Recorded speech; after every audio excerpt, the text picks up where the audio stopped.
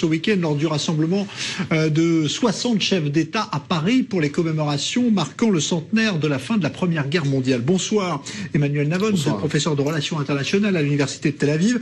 Il se trouve que Benyamin Netanyahou fait savoir par son entourage qu'il n'est pas content parce que les Français l'empêcheraient de rencontrer à Paris dimanche Vladimir Poutine. Les Français démentent. Bref, il y a une grosse confusion. Est-ce qu'il vous semble possible que la France veuille empêcher un entretien, même de quelques minutes, entre Netanyahou et Vladimir Poutine dimanche à Paris? Cela me semble pas logique. Je pense que la France ne détermine pas les emplois du temps respectifs du président russe et du Premier ministre israélien. Alors évidemment, en tant que hôte de cette conférence, elle a une influence sur le protocole et sur les rencontres mutuelles entre les chefs d'État et les chefs de gouvernement. Mais je ne vois pas quel intérêt la France aurait à mettre un obstacle à la coordination sécuritaire entre Israël et la Russie, qui est très importante. Parce qu'elle ne voudrait pas justement que ça fasse de l'ombre toutes ces rencontres à fameuse commémoration du centenaire, qu'il ne soit pas question. Oui, mais d'un autre côté, c'est comme les rencontres à l'ONU chaque année, c'est aussi l'occasion, bien entendu, pour les chefs d'État et de gouvernement de se rencontrer, de parler face à face de problèmes du moment. Et je pense que justement, en ce moment, la coordination sécuritaire entre Israël et la Russie est plus importante que jamais. On sait quels incidents il y a eu récemment en Russie entre l'aviation israélienne et l'aviation russe, et par conséquent, cette coordination est plus importante que jamais. Alors il semble que les Américains soient favorables évidemment à ce qu'Israël puisse continuer à opérer en Syrie contre l'Iran, mais apparemment pour l'instant les choses se sont calmées. Est-ce qu'à votre avis, en tout cas, Netanyahou a besoin aujourd'hui, urgemment, de revoir Poutine pour obtenir un nouveau feu vert? Et c'est peut-être pour ça que les opérations sont en sommeil. Je pense qu'après l'incident qu'il y a eu le mois dernier, il est évident que les Russes aujourd'hui sont un peu frileux, je dirais, ou hésitants à laisser Israël agir de façon complètement ouverte, comme c'était le cas jusqu'au mois dernier. On peut comprendre effectivement que Vladimir Poutine est sous la pression de son état-major et de l'establishment sécuritaire en Russie, qui a très mal pris évidemment le fait qu'un avion russe était abattu, alors effectivement par l'armée syrienne, mais en accusant Israël finalement d'avoir fait partie du problème avec cet incident. Donc Poutine est sous la pression de son état-major, du leadership du ministère de la Défense.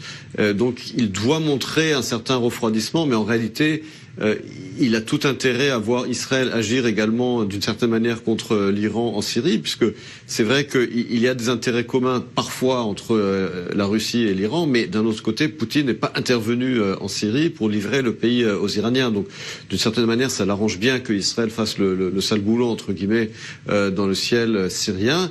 Bien que, évidemment, il ne peut pas se permettre une répétition d'incidents comme celui qui a eu lieu le mois dernier. Alors, pour revenir à ce fameux sommet qui ne dit pas son nom, c'est vrai que vous avez raison que c'est étonnant de voir la France qui pourrait empêcher ces rencontres, d'autant plus qu'on a vu un Emmanuel Macron sur le dossier israélo-palestinien s'avancer. On parle d'un possible plan de paix proposé par la France pour combler le vide américain. Vous y croyez ? Vous savez, on parle depuis 2 ans déjà d'un plan de paix américain. On a déjà passé le stade des élections de mi-mandat, et c'est vrai qu'on ne le voit toujours pas arriver. D'un autre côté, qu'est-ce que la France pourrait proposer de plus? Quelles nouvelles idées la France aurait à proposer? Et surtout, quelle capacité de pression la France a-t-elle sur les partis que les États-Unis n'auraient pas?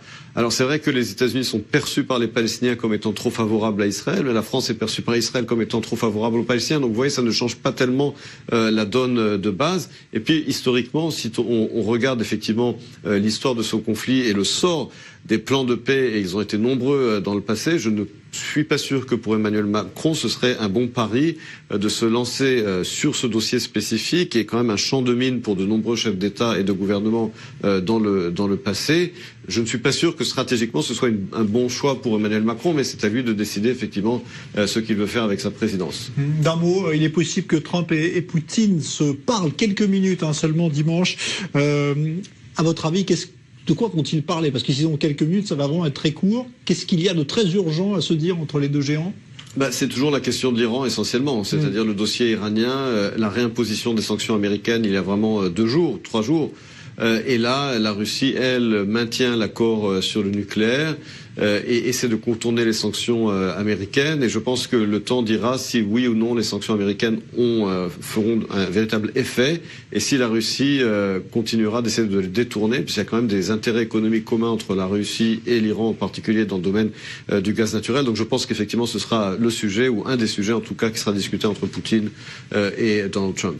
Merci beaucoup Emmanuel Navon, professeur.